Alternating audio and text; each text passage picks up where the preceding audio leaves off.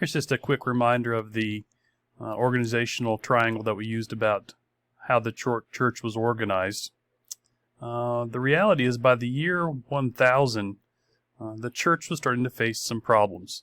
And like any entity or body that had been around for 1,000 years, problems could begin to creep up.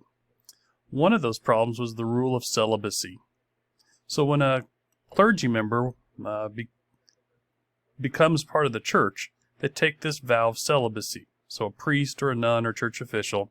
And really what it's saying is they're marrying themselves to God. So they're renouncing sex and sexual contact. Well, unfortunately, what they had found is that some priests and clergy members were violating this law. Well, again, it doesn't seem like a big issue, but it is a big issue. Because really what that message that's being sent to the average person is, if the priest isn't keeping his vows and the priest isn't following the rules of the church, then why shouldn't I? So this is one of the issues that was beginning to happen.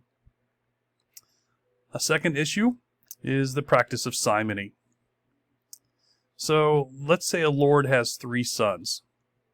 He knows that his eldest son is going to become a knight because someday he's going to inherit the land from the Lord.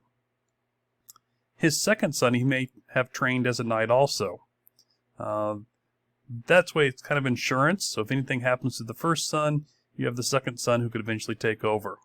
If that son never gets a chance to take over, then he could go, of course, swear loyalty to some other lord and serve him. Now the third son, in this case, maybe he isn't really knight material. Maybe he just doesn't have the skills, the physical size to become a knight. Well, the Lord doesn't want to see his son, being destitute, and he looks as a way to look out for him. So he decides maybe the church is an option.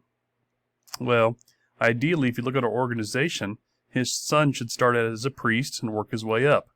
But of course, this Lord's like, being a priest is not good enough for my boy. The hardest working, least paid of all church officials? Nope, he's got to do better than that. So the Lord, who's fairly wealthy, goes to the archbishop, who's working on building his cathedral, and offers to make a donation to the building fund. Well, a rather large donation to the building fund. And also hints to the archbishop that, he's heard recently that the bishop has died in his area, and he thinks his son would be a good replacement. And sure enough, that's what happens. Well, why it's on the list of problems, hopefully it's obvious.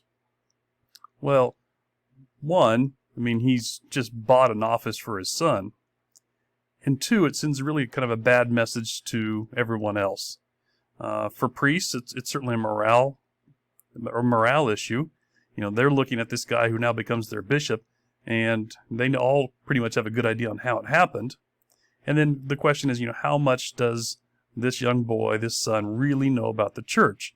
Or is he just simply there to enrich himself off the church tithe, which is collected by the parish priests? The third and final issue that begins to plague the church is the practice of lay investiture. And if you remember back when we talked about feudalism, a lord would give land to a vassal in a ceremony known as investiture. And in return, this vassal would swear loyalty to the Lord. Well, a similar thing was happening in the church. Maybe a lord came along and donated the land to the archbishop for the church to be built. Well, by accepting this land, the archbishop now, in essence, has become his vassal of this lord.